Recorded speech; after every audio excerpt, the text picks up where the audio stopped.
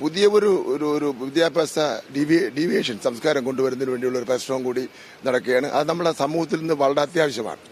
വളരെ അത്യാവശ്യമാണ്. നമ്മളൊരു കുട്ടികൾ പരസ്പര സ്നേഹവും ബഹുമാനം ഉണ്ടാവുമെന്ന് പറഞ്ഞാൽ അപ്പൊ അത് കുറവാണല്ലോ. ഇപ്പൊ നിങ്ങൾക്കൊരു നല്ല ഒരു സമ്മാനം കിട്ടി, അല്ലെങ്കിൽ നിങ്ങൾ നല്ലൊരു കാര്യം ചെയ്തു, എത്ര പേര് പറയും പിന്നെ കൺഗ്രാജുലേഷൻസ്? കുറവായിരിക്കും. കൺഗ്രാജുലേഷൻസ് പറയില്ല.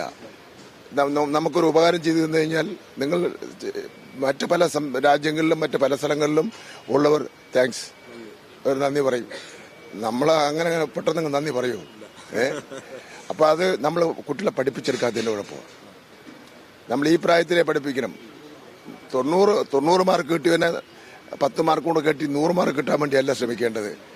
ഈ താങ്ക്സ് പറയാൻ വേണ്ടി പഠിപ്പിക്കണം, കോംപ്ലിമെന്റ് പറയാൻ വേണ്ടി പഠിപ്പിക്കണം, പരിസ്ഥിതിയോടുള്ള സ്നേഹം എന്താണെന്ന് പഠിപ്പിക്കണം. പിന്നെ അങ്ങനെ ഉള്ള ഒരു സംസ്കാരത്തേക്ക് നമ്മൾ വളർന്ന് വരേണ്ടതായിട്ടുണ്ട്. അതുപോലെ മിനിസ്റ്ററാണ് ഒരു കാർന്നോരെ പോലെ ഇതിന് മുൻനിര പോരാളിയായി ഈ കലോത്സവ നഗരിയെ സജ്ജമാക്കിയിട്ടുള്ളത്. അപ്പൊ അവസാന വട്ടം എന്തെല്ലാം ഒരുക്കങ്ങൾ പൂർത്തിയായി എല്ലാം സജ്ജമാണെന്ന് ഉറപ്പുവരുത്തുകയാണ് മിനിസ്റ്റർ. എന്താണ് ഇപ്പോഴത്തെ അവസ്ഥ? 10 മണിക്ക് ഉദ്ഘാടനം നടക്കുകയാണ്. എല്ലാം പിന്നെ സജ്ജീകരണങ്ങളും ഒരുക്കി കഴിഞ്ഞിരിക്കുകയാണ്. ഇനി അവസാനം ചെറിയ ചില്ലറ മിനുക്കുമണികളാണ് ചെയ്തുകൊണ്ടിരിക്കുന്നത്. നമ്മുടെ പിന്നെ വെന്യൂകൾ റെഡിയായി കഴിഞ്ഞു, ജഡ്ജസ് റെഡിയായി കഴിഞ്ഞു, മത്സരാർത്ഥികൾ റെഡിയായി കഴിഞ്ഞു, ഭക്ഷണപ്പുര റെഡിയായി കഴിഞ്ഞു, അക്കോമഡേറ്റ് സെന്റേഴ്സ് എല്ലാം വളരെ ഭംഗിയായി മാറിയിട്ടുണ്ട്. പിന്നെ അങ്ങനെ നമ്മുടെ 25 വേദികളും 19 കമ്മിറ്റികളും വളരെ സജീവമായി തന്നെ പ്രവർത്തനം നടത്തുകയാണ്. ഇന്നലത്തെ സ്വർണ്ണക്കപ്പിന്റെ ഘോഷയാത്ര തന്നെ ഒരു മിനി പൂരമായിരുന്നു. അപ്പൊ ഇത് പിന്നെ യഥാർത്ഥത്തിൽ ഭാവിയിൽ ഇത് ലോകത്ത് കേരളത്തിൽ മാത്രമേ നടക്കുന്നുള്ളൂ. ഇന്ത്യയിൽ മറ്റൊരു സംസ്ഥാനങ്ങൾ നടക്കുന്നില്ല. ഇന്ത്യയിലെ മറ്റ് സംസ്ഥാനങ്ങളിലെ മന്ത്രിമാരോട്ട് ഞാൻ സംസാരിച്ചപ്പോൾ അവർക്ക് അത്ഭുതമാണ്. ഈ 14,000 പേരും അവർക്ക് ഭക്ഷണവും താമസവും ഇതൊക്കെ എങ്ങനെ ഏർപ്പാട് ചെയ്യാൻ വേണ്ടി പറ്റുന്നു, ഇതെങ്ങനെ വലിയ സംഘർഷമൊന്നും ഇല്ലാതെ നടത്തി തീർക്കാൻ വേണ്ടി പറ്റുന്നു. അപ്പോൾ നമ്മുടെ കേരളത്തിന്റെ ഒരു 957 മുതലുള്ള ഒരു എക്സ്പീരിയൻസ് പറഞ്ഞു. 957 200 പേര് വെച്ച് തുടങ്ങിയതാണ് ഈ മേളയെന്ന് പറഞ്ഞാൽ. ഇന്ന് 14,000 പേരും. ഇത് ഇന്നിപ്പോ കേരളം മുഴുവൻ ഉറ്റുനോക്കുന്നതെന്ന് തൃശ്ശൂരത്തേക്കാണ്. അപ്പോൾ നമുക്ക് ചില നിയമനിർമ്മാണങ്ങൾ ഇതിൽ ആവശ്യമാണ്. കാര്യം എന്ന് വെച്ചാൽ ഇപ്പൊ തന്നെ പരാജയപ്പെട്ടവരെ സംബന്ധിച്ചിടത്തോളം ഒരു അസംതൃപ്തി ഉണ്ടായിരിക്കും. പരാജയപ്പെടുന്നവർ വിചാരിക്കും എനിക്കാണ് കിട്ടേണ്ടിയിരുന്നത്, എന്റെ മകൾക്കാണ് കിട്ടേണ്ടിയിരുന്നത്. അപ്പൊ ജഡ്ജസിനെ സംബന്ധിച്ചിടത്തോളം ഞങ്ങൾ വളരെ ശ്രദ്ധിക്കുന്നുണ്ട്. സാധാരണഗതിയിൽ മുൻപുകാലങ്ങളിൽ എല്ലാ കലോത്സവങ്ങൾക്കും പുറത്തൊരു പ്രകടനമുണ്ട്. റോഡിൽ എനിക്ക് കിട്ടിയിട്ടില്ല. പക്ഷെ അതിപ്പോ പൂർണ്ണമായി തന്നെ നില കലോത്സവത്തിലൊന്നും കാര്യമായിട്ടുണ്ടായിട്ടില്ല. ഇല്ല, കാര്യമായിട്ടില്ല, ഉണ്ടായിട്ടേ ഇല്ല. അതൊരു ഡിസിപ്ലിന്റെ പ്രശ്നമാണ്. ഇവിടെ വന്ന് സമ്മർദ്ദം ചെറിയ സമ്മാനം വാങ്ങാൻ വേണ്ടിയല്ല വരുന്നത്.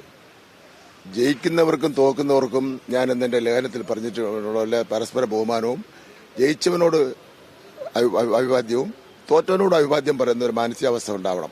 അല്ലാതെ എന്റെ കുട്ടി മാത്രമാണ് നന്നായി ഇത് അവതരിപ്പിച്ചെന്നുള്ള നിലയിലുള്ള ഒരു നിലപാട് സ്വീകരിക്കാൻ വേണ്ടി പാടില്ല. അങ്ങനെയുള്ളവരെ ഒഴിവാക്കാൻ വേണ്ടി തന്നെ നമ്മൾ തീരുമാനിക്കും.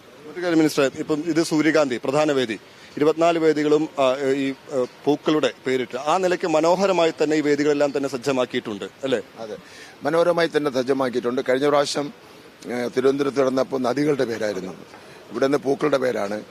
നമുക്ക് ഉള്ള എല്ലാ പൂക്കളുടെയും പേരിടാൻ വേണ്ടി പറ്റില്ലല്ലോ.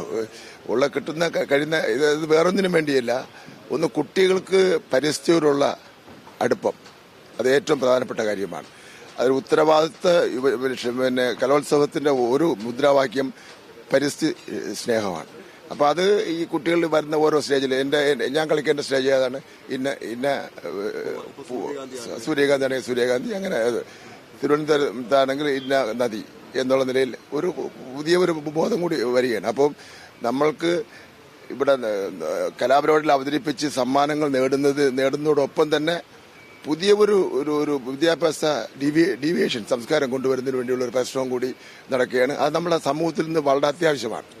വളരെ അത്യാവശ്യമാണ്.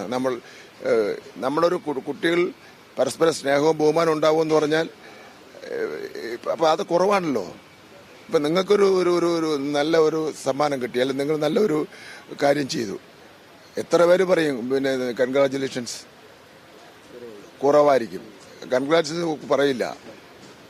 നമുക്കൊരു ഉപകാരം ചെയ്തു തന്നു കഴിഞ്ഞാൽ നിങ്ങൾ മറ്റു പല രാജ്യങ്ങളിലും മറ്റു പല സ്ഥലങ്ങളിലും ഉള്ളവർ താങ്ക്സ് ഒരു നന്ദി പറയും. നമ്മൾ അങ്ങനെ പെട്ടെന്ന് നന്ദി പറയൂ. അപ്പൊ അത് നമ്മൾ കുട്ടികളെ പഠിപ്പിച്ചെടുക്കാത്തതിന്റെ കുഴപ്പമാണ്. നമ്മൾ ഈ പ്രായത്തിലെ പഠിപ്പിക്കണം. 90 മാർക്ക് കിട്ടിയവനെ 10 മാർക്ക് കൊണ്ട് കെട്ടി 100 മാർക്ക് കിട്ടാൻ വേണ്ടിയല്ല ശ്രമിക്കേണ്ടത്. ഈ താങ്ക്സ് പറയാൻ വേണ്ടി പഠിപ്പിക്കണം, കോംപ്ലിമെന്റ് പറയാൻ വേണ്ടി പഠിപ്പിക്കണം, പരിസ്ഥിതിയിലുള്ള സ്നേഹം എന്താണെന്ന് പഠിപ്പിക്കണം. പിന്നെ അങ്ങനെ ഉള്ള ഒരു സംസ്കാരത്തേക്ക് നമ്മൾ വളർന്ന് വരേണ്ടതായിട്ടുണ്ട്.